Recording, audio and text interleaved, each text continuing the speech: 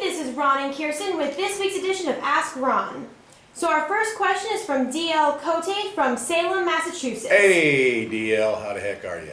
He says, "Hi Ron, I have $5K to spend on my business. I've been to the Quick Start Real Estate School, have all of your courses. Can you tell me the best use of this investment? I have websites and signs. I'm going to hire Pat Live, but what next?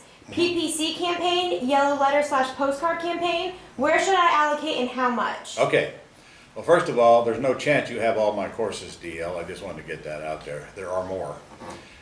5K, well, I absolutely would be very cautious about where I spend it, and I'm not sure you need to spend much of it.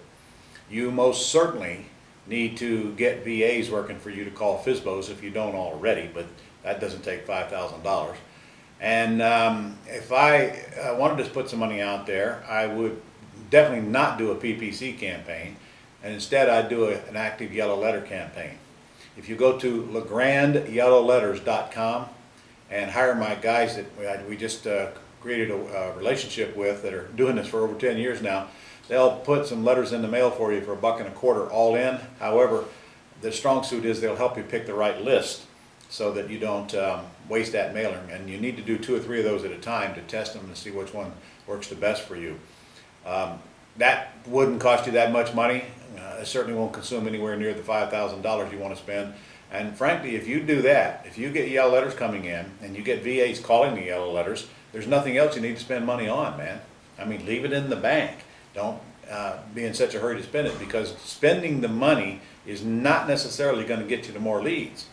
If you do the few simple things that I've asked you to do, after a lot of years of wasting money, doing the wrong stuff, I might add, that'll get you enough leads coming in, and you follow up on those, now you'll start creating money instead of spending money. And that, of course, is our end game here.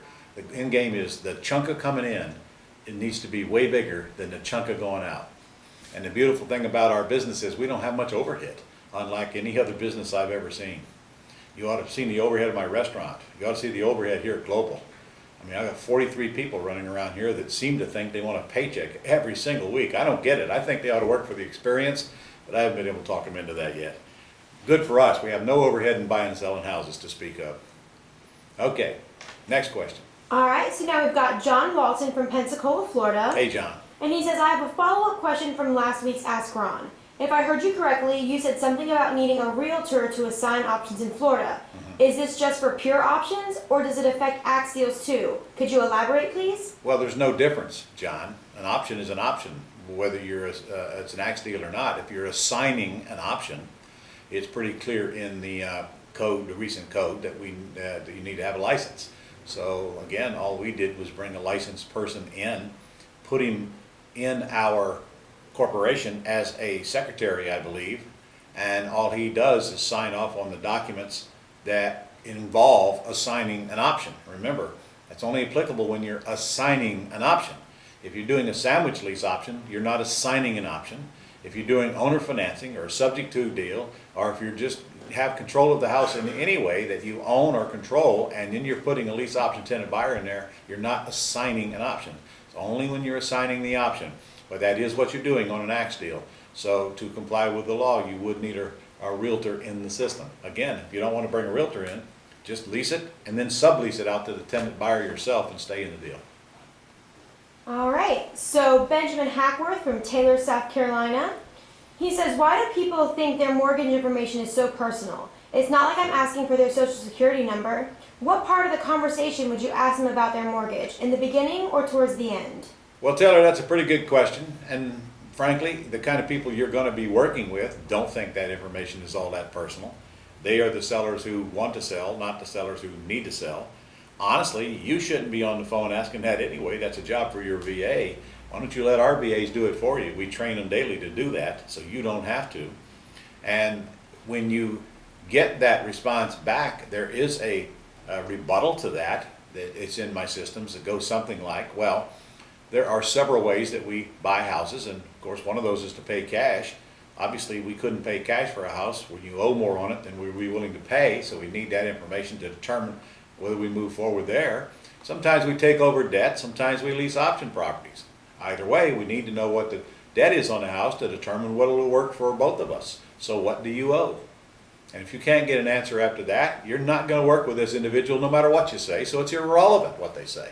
But I don't know why they take it personal. I guess with all the scams out there, they think you're trying to get private information out of them, and so be it. That's the world we live in right now. So back to my point, get VAs to do all this for you, and then you won't have to do this, because when you get these property information sheets, if they do not have the loan information on it, then there should be a note on it that says the seller absolutely refused to give it to me. Now sometimes they say at the bottom, they will give it to you if you call, but they wouldn't give it to me. In that case, you call and they'll give it to you. So don't worry about the people who don't want to work with you. Focus on the people who do want to work with you. I can't change human nature for you.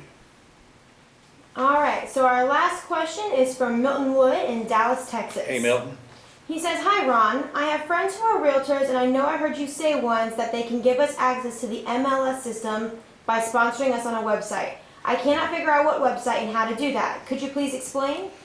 Well, I use listingbook.com. Don't know whether you have that in Dallas or not, but do know that a realtor can set you up with a similar service to where they simply send you all of the bank-owned properties, and in fact some not bank-owned properties, that in your criteria, you pick the area, you pick the price range that you want the numbers to be in, and every day here comes a list of those on your computer or on your iPad or on your cell phone that had a price change or new listings, and your realtor can do that for you in Dallas.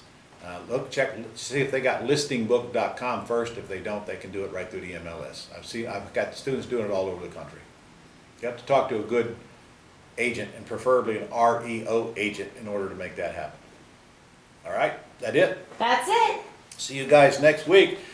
Go out there and get some deals done between now and then. Golly, the year's going by fast. What have you done? We're in month 8 already. How many deals have you done this year? And if not, why not? See you next week.